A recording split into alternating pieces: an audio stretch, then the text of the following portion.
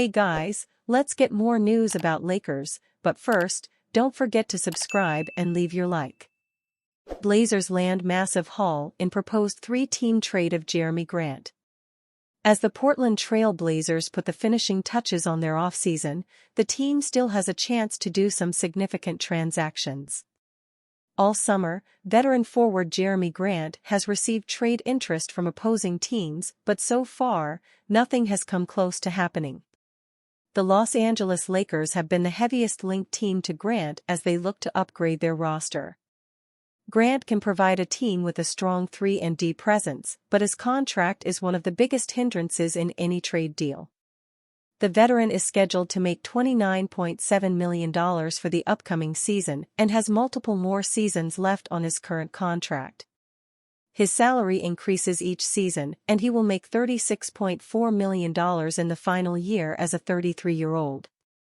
Most teams don't want to take on that type of commitment, especially to a player whose production doesn't match his level of salary.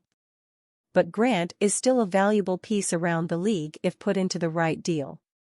In a new proposed trade deal for Grant, Cal Durrett of Hoops Habit has Portland landing a haul for the veteran.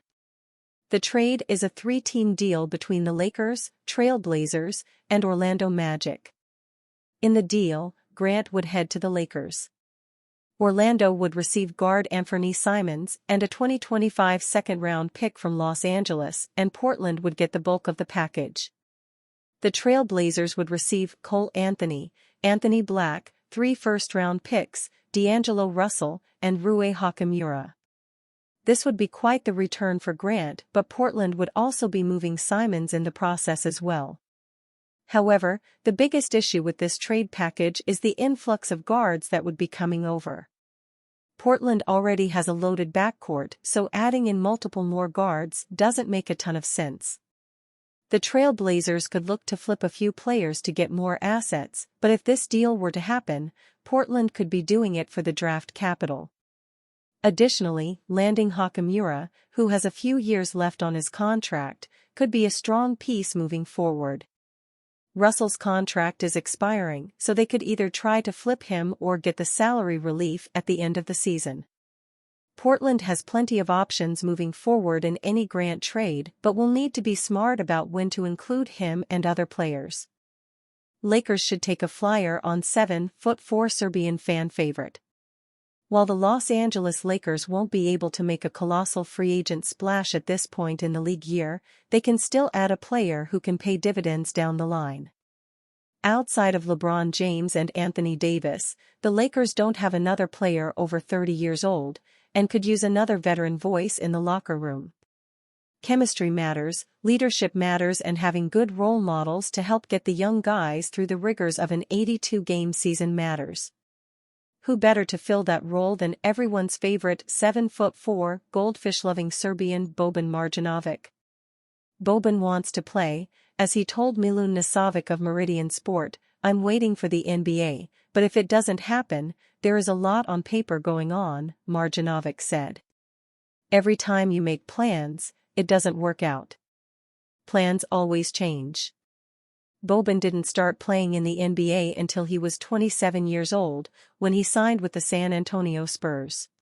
He began his basketball journey in Serbia, playing for youth teams, before joining the professional ranks with Hemofarm of the Euro Cup. His career in Europe saw him play for notable teams like CSKA Moscow and Žalgiris of the EuroLeague, topping out in 2014-15 with averages of 16.6 points and 10.7 rebounds in just 27.3 minutes per game.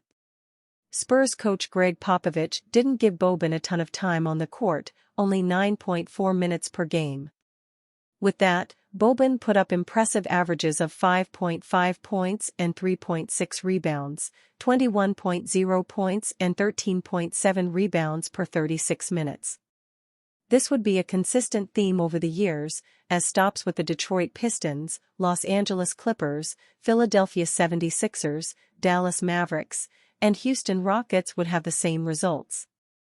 Most fans probably won't remember Boban for his efficient scoring and rebounding, but rather he'll be loved as a fan favorite due to his charismatic personality and on-court antics. Most memorably, he had a very fun friendship with former teammate Tobias Harris, which included a series of humorous commercials for the snack Goldfish.